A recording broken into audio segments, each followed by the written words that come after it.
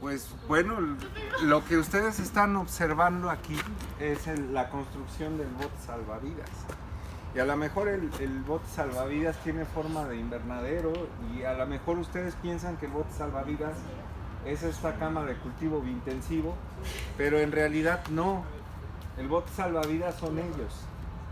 El trabajo en común es un trabajo desinteresado, es un trabajo no pensado en precisamente adelante, no está pensado precisamente para pues, pensar en negocios, pensar en una actividad lucrativa, sino pensar en una actividad colectiva, de grupo, en la cual el interés es aprender y ciertamente producir comida, ¿no? ¿Por qué es la metáfora del Titanic? Porque en el Titanic los pasajeros pensaban que el barco era insumergible, el capitán, los armadores, los inversores pensaban que ese barco era tan insumergible que cometieron el error de quitar botes salvavidas por la seguridad que tenían de que ese barco no se iba a hundir. Actualmente todo el mundo piensa que este sistema económico en el que vivimos es a prueba de bomba. El capitalismo encontrará la manera de seguir funcionando. Es uno de los sistemas más resilientes que hay. Sí, es cierto. También el Titanic era muy fuerte. También el Titanic era lo más grande en su tiempo, el casco más resistente. ¿Qué fue lo que lo hundió? Bueno, todos sabemos que fue un iceberg. Pero, ¿por qué chocó un barco que se supone que era más avanzado, más grande, con más potencia, con mayor resistencia? ¿Por qué lo hundió un iceberg cuando había otros barcos de menor capacidad que no se hundían? Bueno, pues la respuesta, nos dicen los historiadores, es que pues intentaron reducir el tiempo de viaje, ¿no? Entonces aceleraron las máquinas para ir más rápido y por ende cuando vieron el iceberg ya no pudieron detenerlo a tiempo y el casco se rajó y no tenían suficientes botes salvavidas. Lo que hicieron fue mandar a la segunda clase y a la tercera clase a dormir a sus camarotes, haciéndoles creer que a lo mejor no se iba a hundir, mientras que la primera clase fue la que tuvo que pelear por los botes salvavidas y ni así se lograron salvar. Hubo pues más de 1000 muertos. Otra hubiera sido la historia si en lugar de poner los candados para la segunda y tercera clase, organizadamente se hubieran puesto a construir botes salvavidas entre todos, ignorando las clases sociales y con la conciencia de que no hay suficientes botes salvavidas. Obviamente no le vas a quitar un trozo del casco al barco porque haces que se hunda más rápido, ¿no? Vas a tomar algunos de los elementos que son prescindibles. El barco Titanic tenía pues mucha madera, tenía muchos muebles de lujo y probablemente con esos muebles se podrían haber construido balsas para que toda la gente se hubiera salvado. Pero para eso tenía que haber una conciencia de colaboración. Ese es la primer parte del bote salvavidas. Y la segunda es reutilizar materiales. Aquí, como verán, estamos reutilizando materiales. Aquí lo que se ha hecho en este invernadero desde hace un tiempo para acá, pues se ha hecho con materiales reutilizados. ¿Y qué estamos haciendo? Pues sistemas que... Estos sistemas hasta hoy los estamos cuidando porque la última vez que los cuidamos fue el año pasado, en diciembre. Y apenas estamos volviendo a ellos, a limpiarlos, a ver cómo están, y están vivos porque tenemos algo de instrumental automatizado que nos permite regarlos. Entonces eso es lo que justamente nos permite pues tener algo que sobrevive con muy pocos cuidados y que produce alimentos con la inversión de muy pocos recursos, pero que sabemos que es fruto del trabajo colectivo. Entonces, este es el bote salvavidas y la metáfora del Titanic es esa, ¿no? Si la gente se hubiera organizado en torno a una verdad de que el barco sí se va a hundir. Y no hay para todos, pero organizadamente y con calma podemos salvarnos todos, la historia hubiera sido muy diferente, ¿no? Entonces, yo creo que uno como conocedor de esta situación a veces está invitado a ser como el músico del Titanic que toca sabiendo que se va a hundir. Pues no, yo creo que no hay que quedarnos siendo los músicos del Titanic hablando del colapso y del pico de petróleo. Hay que empezar a hacer las cosas. No tiene ningún sentido alertarse nada más para morirse de miedo y llenarse de negatividad. Hay que alertarse justamente para empezar a hacer las soluciones y calmadamente, porque el barco ciertamente todavía no se hunde y ojalá que no se hunde.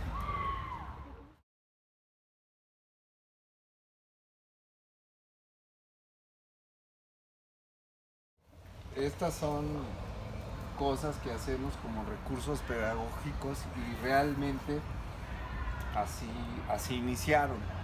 Un buen día nos dijimos, pues vamos a salir del aula a aprender afuera. Y entonces eso es lo que están haciendo ellos. Ellos es la primer clase que toman aquí. Es la primera interacción que tienen en el huerto y sin embargo pues ya están trabajando solos, ya saben, y de hecho no nos la vamos a pasar aquí trabajando en este invernadero. Ellos van a tener unas 2 o quizá 3 intervenciones más en lo que resta del semestre y yo creo que con un buen trabajo ellos van a obtener algunos kilogramos de jitomate a lo largo del semestre. Aquí y otras cosas, pero sobre todo van a aprender. Así inició esto.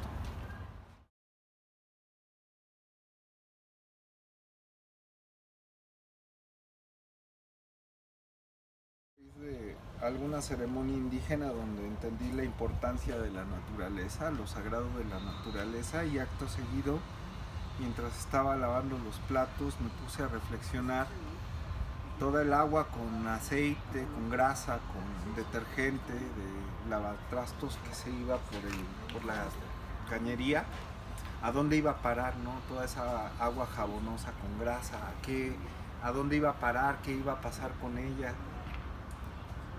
Y entonces automáticamente como acto reflejo cerré la llave.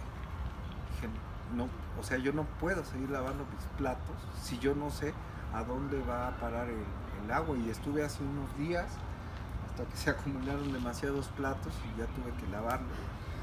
Pero después empezó el horror porque me di cuenta que a lo mejor yo era el único consciente en mi calle y toda la gente lo hacía, y entonces pues empecé a decirles, casi regañándolos, y no conseguí nada, no conseguí absolutamente nada. Entonces me di cuenta que enojándome no iba a hacer nada, entonces empecé a hacer una composta. Después ciertamente empecé a sembrar los jitomates, porque en la composta es lo primero que empieza a brotar. Las semillas del jitomate que tiras a la composta, que no te comes, germina y empiezan a crecer las plantas, y como tienes composta las pones en una maceta y empiezan a crecer. Después voy a hacer biodigestores como este azul que está ahí, unos más grandes para producción de biogás. Y después fue vincular mi actividad económica a estas actividades, y después casi por sí solo llegó la docencia de esto. Así fue como fue, y te estoy hablando de un periodo de 14 años, del 2005 al 2019 es lo que ha pasado, pero propiamente en la docencia tenemos ya 8 años.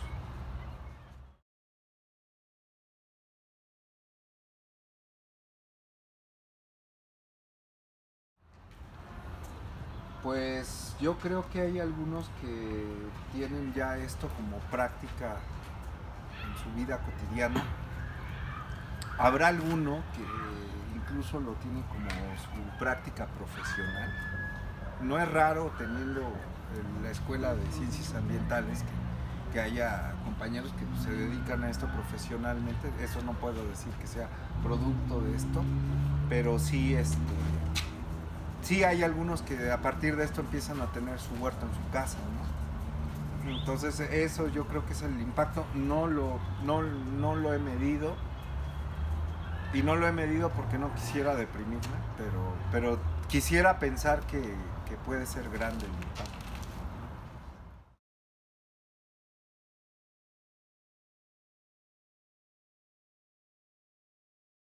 ¿Cómo pueden bajar su huella ecológica? ¿Cómo pueden ser más amigos de la tierra? Pues bueno, teniendo igual nuestro propio huertito, eso reduce bastante. Reducir la comida de animal, a comer más como vegetales, legumbres, usar menos el carro.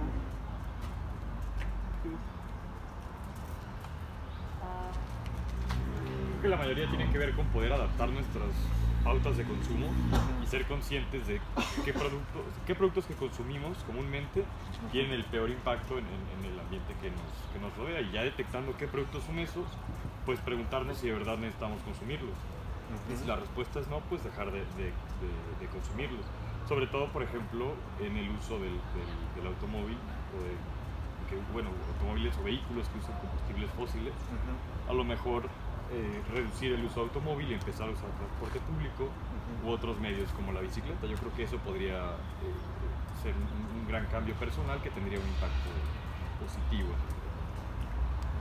Pues muy bien, y de hecho ustedes si ya tienen clase, pues pueden, adelante chicos, muy buen trabajo.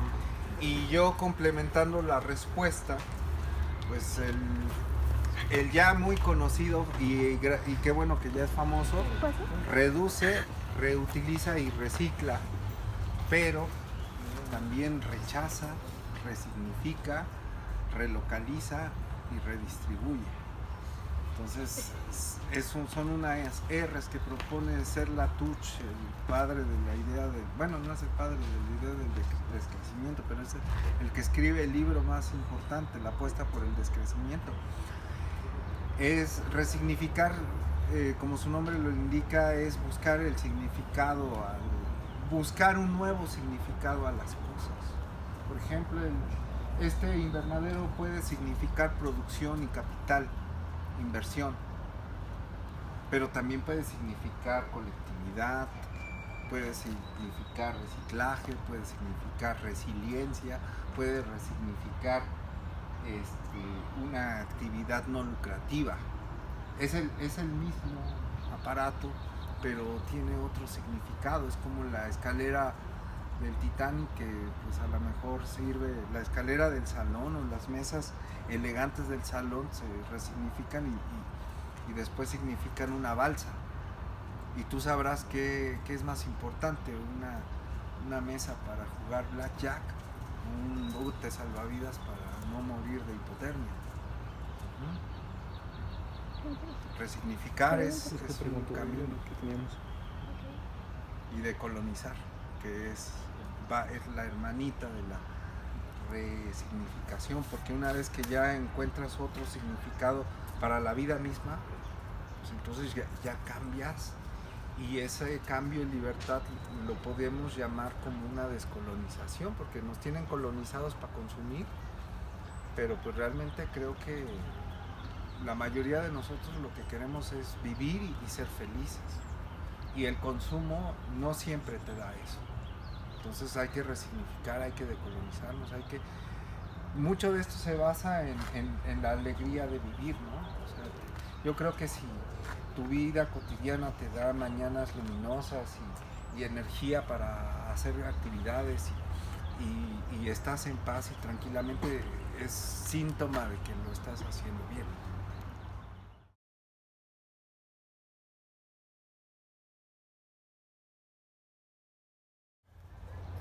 Pues un consejo que le doy a todos los profesionales es que valoren su herramienta desde un punto de neutralidad axiológica.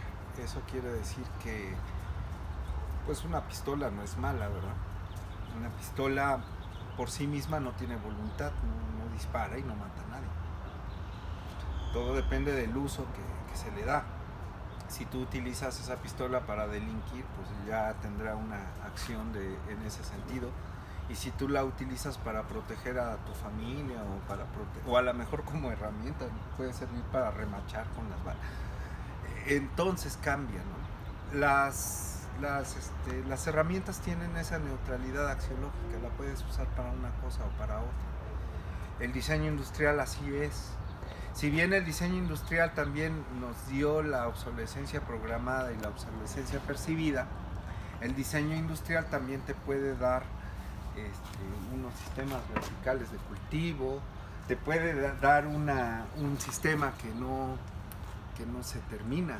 A lo mejor que es malísimo para el capitalismo, porque hacer una mercancía que no se rompe, que es eterna, pues es promover que la gente haga una compra en su vida y no compre más. Pero qué bueno, porque de esa manera nosotros estaríamos siendo sostenibles, ¿no? Y aplicando el diseño. Y no, el capitalismo no es la única forma de economía que ha tenido el ser humano. Ha tenido muchas. La economía es una herramienta y es necesaria. Pero si ya la herramienta está oxidada, no funciona y de hecho hasta te está haciendo daño, pues es hora de cambiar la herramienta. Entonces, y a lo mejor la herramienta en sí está muy buena. Todo depende del enfoque que le des. Ahora tenemos a 2 compañeras en el ACE Integrador de Seguridad Alimentaria y son diseñadoras industriales. Y yo sé que con lo que se sabe de diseño industrial se puede hacer muchísimo en estos aspectos de sostenibilidad e incluso de desarrollo humano.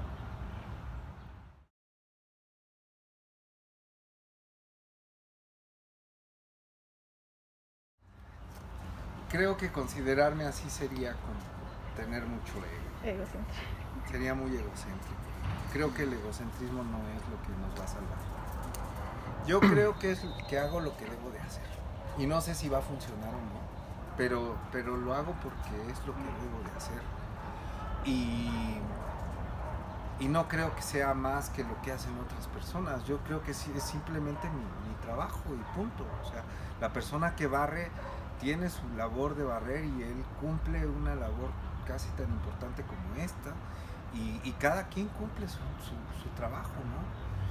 El que yo haya escogido que mi labor vaya en el sentido de generar esperanza, pues eso sí, a lo mejor sí es una decisión mía.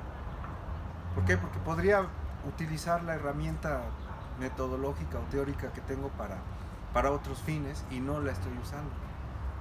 Me gustaría, de hecho, incluso, porque no creo que querramos que se hunda este barco, pero ciertamente nos sentimos como en la tercera clase y como que ya nos pusieron el candado del Titanic y por lo tanto el barco no nos protege tanto, pero todavía nos permite librarnos de la hipotermia. Entonces yo no quiero que se hunda todavía el sistema, no estoy listo para que se hunda. Es más, no me gustaría que se hundiera y que yo fuera el único que se salvara, yo me sentiría muy mal. Sería algo tan malo como los gandayas que pusieron los candados y se apañaron los pocos botes salvavidas que hay. Yo creo que eso no es lo correcto. Es más, yo creo que hay gente que incluso dice, no, pues yo me hundo con la gente, ¿no? Entonces en el fondo no quiero que se hunda. Quisiera que tuviéramos otra ruta, quisiera que a lo mejor ni siquiera bajarnos del barco, pero que sí bajara la velocidad y se fuera por otro lado para que no chocara. Lo lógico, que todos llegáramos al destino que todos tenemos planteado, pero por la prisa de algunos o de todos, pues nos podemos arriesgar todos. Entonces, pues no me considero como un rostro de esperanza, me considero como una persona que hace lo que tiene que hacer.